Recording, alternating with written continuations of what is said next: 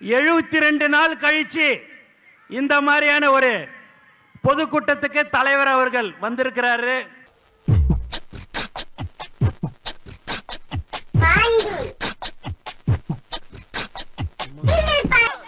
எந்த சம்பவத்துக்காக நீங்க ஜெயிலுக்கு போனீங்க?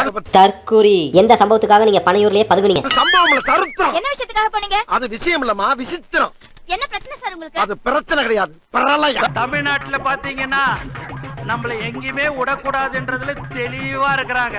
மூல கோளாறுல லூசு பாயலா தலைவரை யாராலையும் ஒன்னும் செய்ய முடியாது. தமிழக முதலமைச்சராக 2026 தலைவர் தளபதி அவர்கள் வருவார். ஏய், இவன் சரியான பைத்தியம் இல்ல, சரியாகாத பைத்தியம்டா.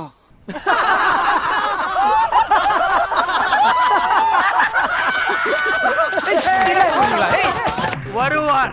நல்லதை செய்யறதுக்கு உச்சில இருக்கும் போது இந்த மக்கள் எனக்கு அந்த பதவியை கொடுத்தார்கள், உச்சத்தை கொடுத்தாங்க.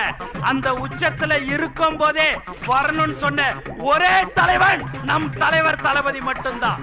அறுத்து தொலைக்கிறானுங்கப்பா. அது மட்டும் இல்ல, இந்த வீட்டுல இருக்கிற எல்லாருக்குமே இவனை நல்லா திட்டணும்னு ஆசை. ஆனா திட்ட முடியல, ஏன்னா பெரிய மனுஷன் இவன். அந்த போர்வியில வாழ்ந்துட்டு இருக்கான். அந்த பாசம் புதுச்சேரி மக்கள் இருந்தாலும் சரி, தமிழகமாக இருந்தாலும் சரி, அது எந்த ஒரு தமிழனாக இருந்தாலும் சரி, யாராக இருந்தாலும் சரி, பாசத்தை காட்டுற ஒரே தலைவன் நம் தலைவர் தளபதி மட்டும்தான்.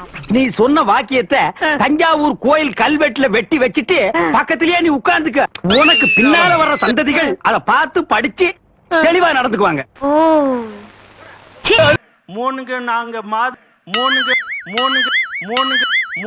நாங்க மாதம் உழைத்தால் நம்மளும் புதுச்சேரி மாநிலத்தில் நம்மளுடைய ஆட்சி கண்டிப்பாக இருக்கும். டபுள் டக்கர் நாராயணா, பல்லே ஆலியா நீ. வியாபாரமே ஆவாத ஓட்ட தக்காளி எல்லாம் வியாபாரம் பண்ற.